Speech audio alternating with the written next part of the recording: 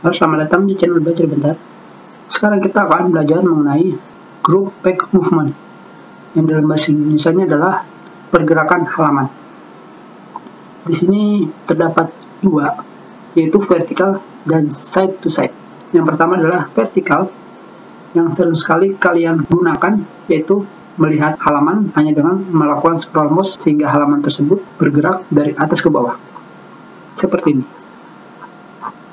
Dan yang kedua adalah side to side, menyamping. Kita klik, dan sekarang kalian hanya tinggal scroll mouse, maka halaman tersebut akan berganti menyamping.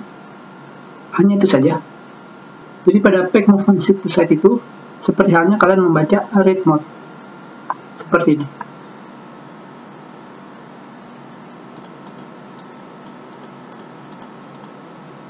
Hanya perbedaannya, jika pada vertikal kalian bisa merubah zoom seperti ini,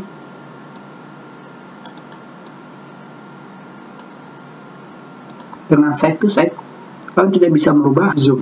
Pada side to side ini zoomnya sudah di set secara default ke 75%, dan selebihnya kalian masih bisa menulis seperti biasa. Dan tentunya untuk balik lagi, kalian hanya perlu mengklik vertikal, dan sudah selesai. Itu sudah pelajaran kita. Terima kasih.